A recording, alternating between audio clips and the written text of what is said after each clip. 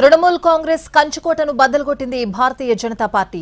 జనసంఘ్ వ్యవస్థాపకుడైన శ్యామాప్రసాద్ ముఖర్జీ సొంత రాష్ట్రం పశ్చిమ బెంగాల్లో తొలిసారి అధికారంలోకి వచ్చింది. ఎగ్జిట్ పోల్స్ ను మించి అఖండ విజయం సాధించింది. 195 స్థానాలతో తిరుగులేని విజయం సాధించింది. ప్రధాని నరేంద్ర మోడీ బహిరంగ సభలకు పోటెత్తిన బెంగాల్ ప్రజలు ఓట్లతోనూ వీర తిలకం దిద్దారు. 45% పైగా బీజేపీ ఓట్లొచ్చాయి. బెంగాల్లో బీజేపీ విజయం తథ్యమన్న మోడీ మాటే నిజమైంది.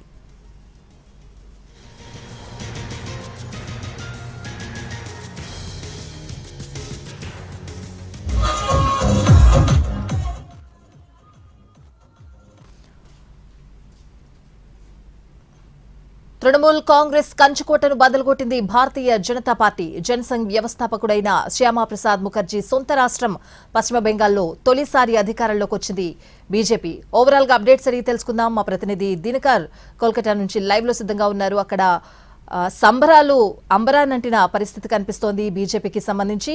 దినకర్,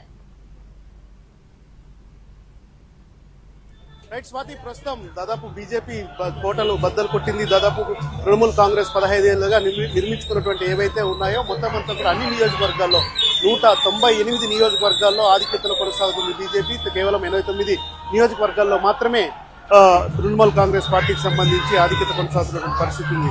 అయినా కానీ మమతా బెనర్జీలో ఆశ చావడం లేదు. ఎందుకంటే పూర్తిగా ఎన్నికల ఫలితాలు రాలేదు. కేవలం ఈ ట్రెండ్స్ మాత్రమే ఆమె తమ క్యాడర్కి నచ్చజెప్పే ప్రయత్నం చేసుకుంటుంది. దాంతో పాటు కూడా ఇక్కడ తృణమూల్ కాంగ్రెస్ కి సంబంధించిన ఏజెంట్ ఎవరు కూడా పోలింగ్ కేంద్రాలని కౌంటింగ్ కేంద్రాలను దాటిపోకూడదని చెప్తున్నారు. ప్రస్తుతం మన కెమెరామెన్ విష్ణుపాల్ చూపిస్తున్నారు.